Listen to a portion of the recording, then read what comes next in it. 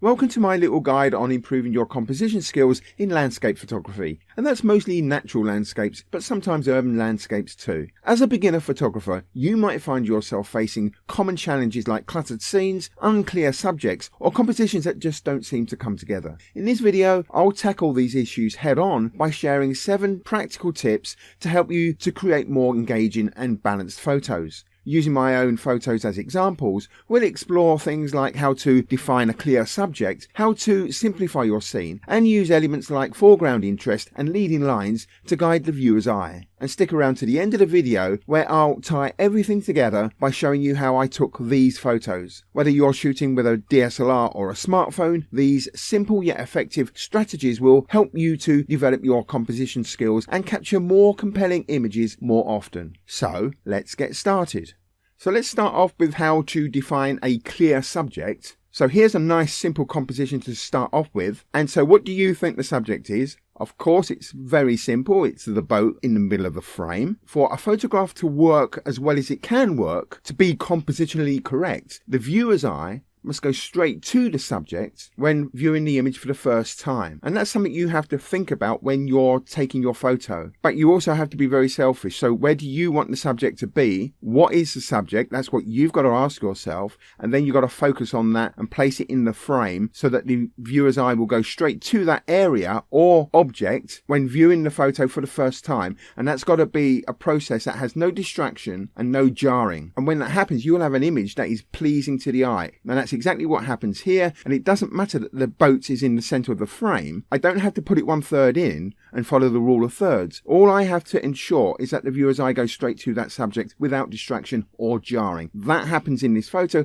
therefore the photo works. So let's look at another slightly more complicated photo, and here we have King's College, part of Cambridge University, and this is a scene that has featured many times in films and in TV drama, so I thought I'd have a crack at it. And what is the subject of this photo? And I can guarantee that your eye settled on King's College in the background there. And the reason why your eye settled there without any jarring, even though you've got all these distractions, the jagged edge of the trees and the darker areas around the edge of the frame, the subject is so well defined with that lighter sky as a backdrop that your eye is drawn to it. So there's a number of things going on here. I've got the subject against a clear background. I've got a significant sort of blank area around the subject. And then I've framed it within that foliage, those trees. And then the sky at the top is darker and it gets nice and light in the center of the frame there behind the college, and that sets off that building. You've also got a contrast. You've got this little building in the background which is urban, and then it's surrounded by nature around the edges of the frame. That attracts our attention, and it's lighter than any other part of the image, so our eye's drawn to it. And all of that combined means that our eye goes to the building without any distraction and without any jarring. I just need enough space from the edges of the frame so that we don't get drawn to the edge of the frame and want to know what's outside of the frame. When that happens, you've got jarring, you've got distraction, and then it won't work. So it's got to be far enough in the frame, far enough up into the frame for us not to wonder what is outside of the frame. So as long as you achieve that, you can put the subject anywhere you want. So let's move on to something even more ambiguous, let's say. And here we have something a bit more complicated because we've got something in here called leading lines. And leading lines is such a strong visual influence that our eyes will always be dragged along. And so whatever at the end of those leading lines tends to be where the viewer's eye will be drawn to when viewing the image for the first time. So that area here on the far left of the image, that's the subject, because that's where your eye will end up. And then it will settle there, and then it will radiate out and you can look at the rest of the image. So even though I've got a lot of detail over here and these trees are very distracting, my eye will always go to the end of those leading lines. And I know that when I'm taking the photo, and I get a feeling for that when I take the photo. That was part of the inspiration for taking the photo.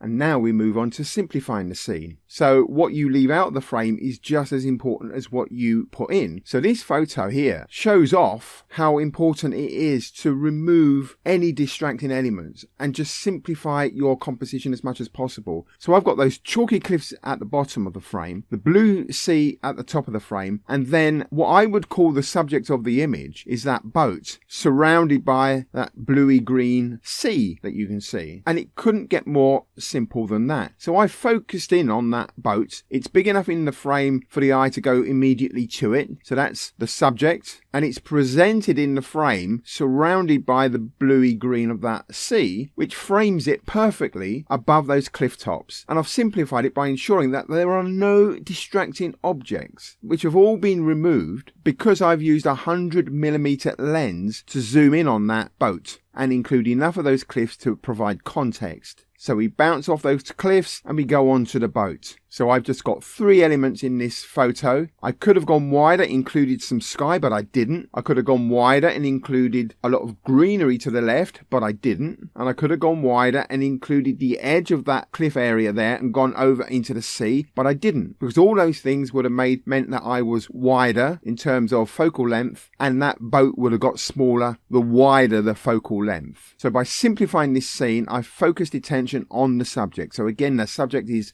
the most important element of the photo. And to make that happen, you have to simplify.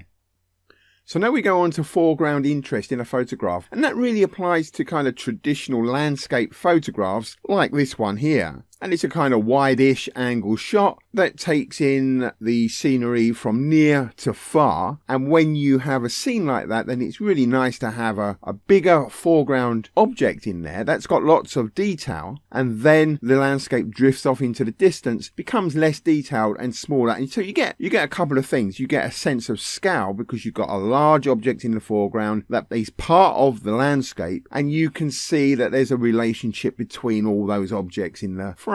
It's a kind of implied leading line, and it pushes you into the image. So you bounce off that foreground object into the image itself. And that can be repeated for this type of landscape photo, kind of wide-ish angle, and it can be as wide angle as you like. And here we have something sort of less traditional, but you still got that near and far thing going on. So you've got that big lump of rock in the foreground. You've actually got a nice little leading line with that footpath there. But then you bounce over that and you get this headland in the distance. So it kind of works here as well, even though it's not a traditional kind of landscape shot.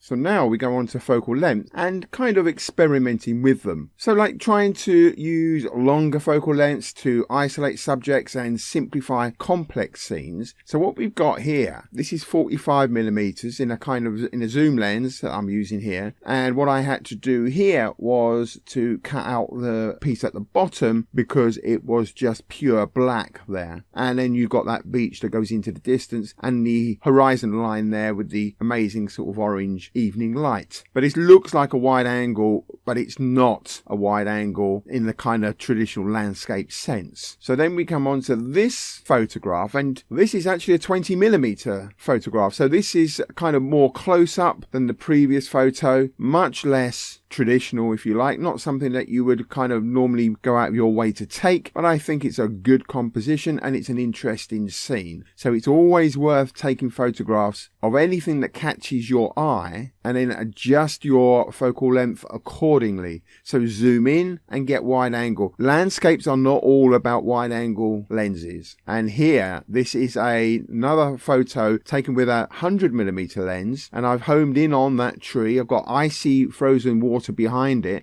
So I zoomed in and took this photo. It's a kind of a landscape photo, but it's not a traditional one. And it's because I used that 100mm lens. And it's something that I always look out for. I'll take a landscape photo of anything, anywhere. As long as you get the composition right, then you will get a compelling, interesting photo. But you also have to be flexible with those focal lengths as well. So that's 100mm. And then we go back to this one. And this is also a 100mm lens. But again, it looks a bit more wide angle than the previous picture. So again, I wasn't tempted to just put a kind of 15mm lens on and then make do with that. I zoomed in, used the right focal length for the right scene, for the right weather conditions, for the right lights, based on my initial inspiration for the photo.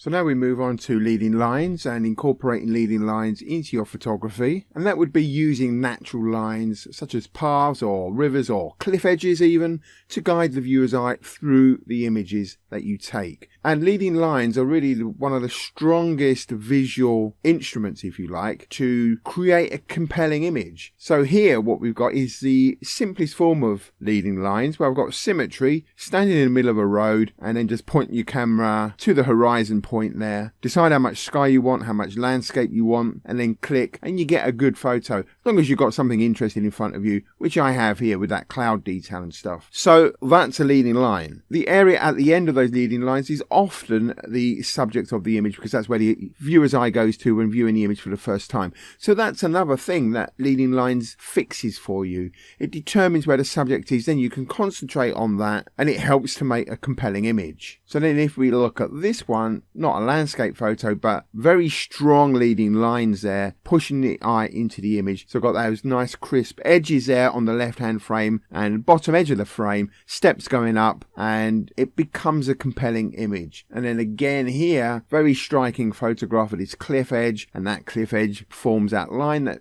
draws you into the photo. Very strong visual effect, and the subject is that lighthouse, because your eye goes to that lighthouse where it settles, and then you can explore the rest of the image. So now we come to adjusting your perspective, which would be kind of moving around your subject and changing angles. So let's start with this one, very striking photograph, looking straight up ahead, and it creates a really striking kind of symmetrical photograph full of patterns and kind of self-explanatory. Here we've gone a bit low and looking up into the grasses there against the sunset, allowing the grasses to move, so a slow enough shutter speed to allow those grasses to move, but a nice little perspective with the backdrop of that sunset. And what we've done here is we removed the ground, removed anything above that line at the top, so we don't have the tops of the trees or the sky in there, and we've got a nice contained photo of those trees. And then we've got this one, which is another closed landscape, and what I call a closed landscape is one without the sky. Chop the sky off, chop the foreground off, because I'm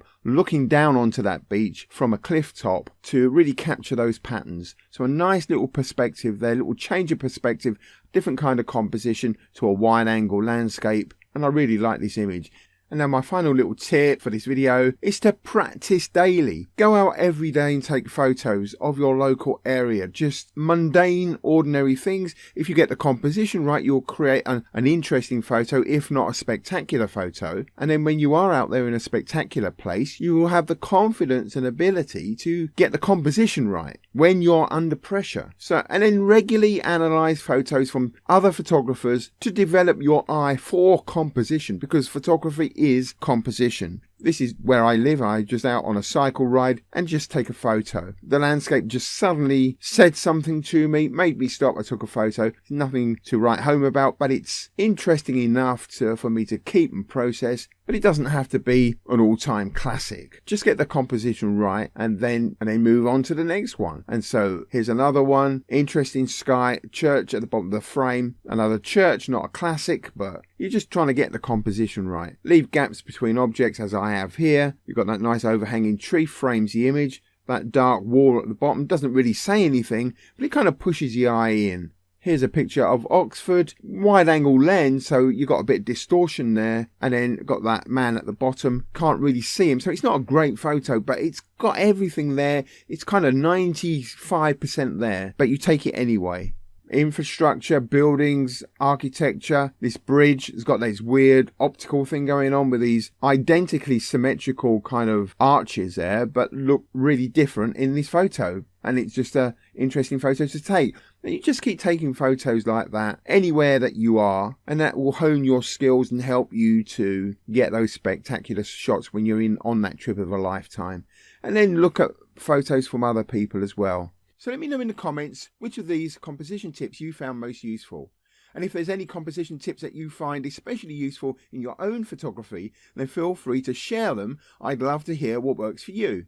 Okay, then that's that for these images and these 7 tips. And if we go back to the subject section right at the beginning of the video, I showed you this photo here with these leading lines and that subject area and all the rest of it. And here's the image before I post-processed it. And this is a really interesting black and white conversion because it's a photo of the countryside, which I don't normally associate with kind of atmospheric black and white, but it really worked with this photo. And if you want to know how I post-process this in Lightroom Classic, then this video right here will show you exactly how to go from this to this in Lightroom in just a few minutes.